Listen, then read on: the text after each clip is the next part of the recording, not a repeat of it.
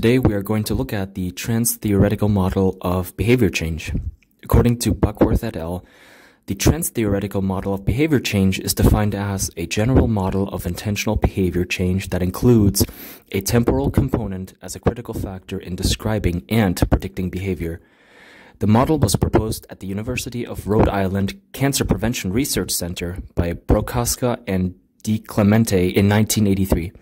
The model was initially created to decrease the mortality rate in the United States caused by excessive smoking.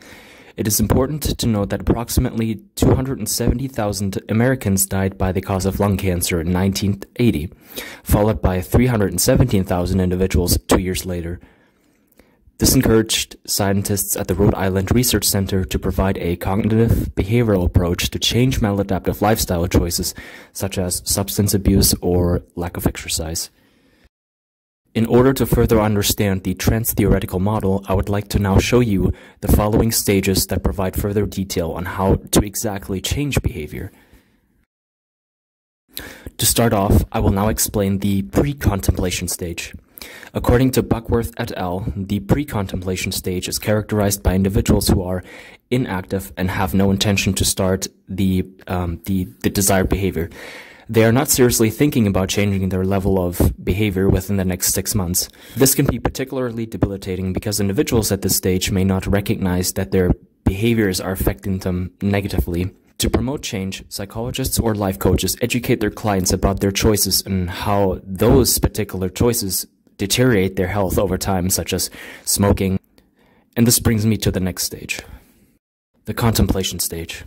At this stage, individuals are still inactive and indecisive regarding behavior change. However, with the given information regarding their life choices, clients are asked to simply think about making a change. Buckworth states that individuals tend to start a regular behavior change program within the next 6 months. If clients are successful, the tendency to adapt to a consistent action plan progresses significantly, which comes to my third point, the preparation stage.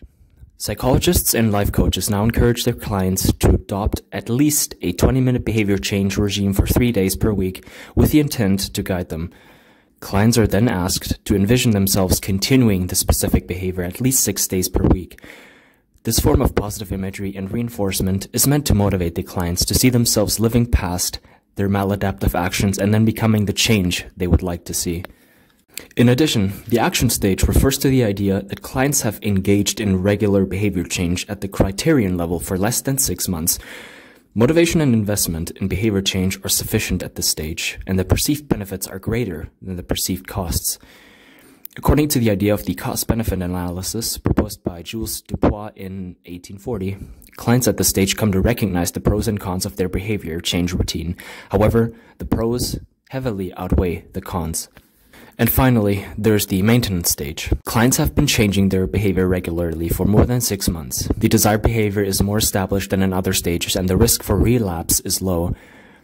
In this stage, clients will feel comfortable enough to maintain their desired behavior without the tendency to resort to previous unhealthy coping mechanisms or maladaptive behaviors.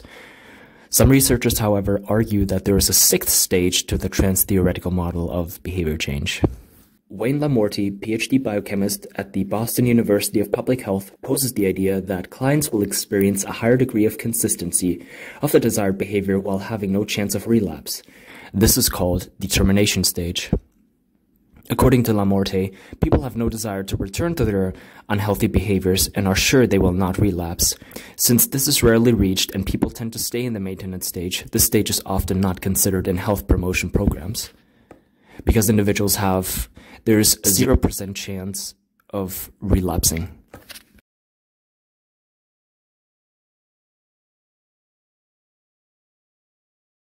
Lamorte also poses the idea that clients are encouraged to experience 10 cognitive processes and conditions that serve as strategies to avoid relapse, and I will now explain those in greater detail. So these are the following: consciousness raising, dramatic relief, self-reevaluation, environmental reevaluation, social liberation, self-revelation, helping relationships, counter-conditioning, reinforcement management, and stimulus control.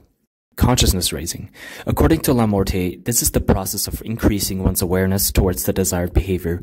Once clients recognize the pros of a target behavior, they are more likely to focus on said behavior and understand how it will benefit them in the future. Next, we have dramatic relief. Psychologists and wellness coaches often educate their clients about the negative and positive side effects of a given behavior. Through negative reinforcement, professionals would help their clients understand how a maladaptive lifestyle, such as smoking, causes various health issues. They may show these clients various photos of people with a collapsed lung or lung ruptures. This would only serve as an affective stimuli meant to cause an emotional reaction, which then helps them realize how the behavior could possibly or potentially cause a collapsed lung or lung ruptures, only with the benefit of making them realize how and why this change is so important. On the other hand, coaches can also show images of people who recovered from nicotine addiction as a way to positively reinforce the client's willingness to change, while also reinforcing positive imagery. The self-re-evaluation stage encourages clients to evaluate their efforts and realize how their healthy behaviors are a part of who they would like to become in the future. While they have not yet developed stability over their maladaptive behaviors, clients will recognize that their striving towards a goal is a process that improves over time through consistent action and careful planning. Next, we have the environmental re-evaluation stage. Clients are encouraged to engage in introspection with the emphasis on self-reflection. Wellness coaches or psychologists would like to make their clients aware as to how their maladaptive behaviors affect those in their environment, those including friends, family members, or even coworkers. Through this process of self-awareness, clients come to realize that their actions do and can affect others. Now I would like to center your attention on the fifth stage, the social liberation stage. Here, wellness coaches and psychologists help clients become more aware of certain social support and resources. For example, professionals may refer clients to local gyms offering personal training sessions or yoga classes. By finding support groups, clients are more likely to adapt to a certain behavior without the intent to relapse. In addition, the self-liberation stage is characterized by positively reinforcing clients to understand how their commitment to behavior goals will help them accomplish a sense of achievement. Through positive affect, clients understand that their efforts and actions do make a difference in their own lives, and that they are the ones who take responsibility for their own well-being, and thus giving them a sense of power over their own lives. The seventh stage is characterized by helping relationships. When clients are referred to exercise classes, for example, they are encouraged to develop relationships with coaches, teachers, or classmates in an attempt to build deeper social support. Lamorte writes that clients should find supportive relationships that encourage the desired change. Counter-conditioning, on the other hand, is the act of classically conditioning clients with the intent to change self-defeating thoughts or unhealthy behaviors. By substituting unhealthy thoughts with positive thoughts, clients will experience an increase in confidence and self-efficacy. In order to promote behaviors without the reliance of wellness coaches or psychologists, clients are encouraged to think independently about their success and become self-sufficient. Next, we have the reinforcement management stage.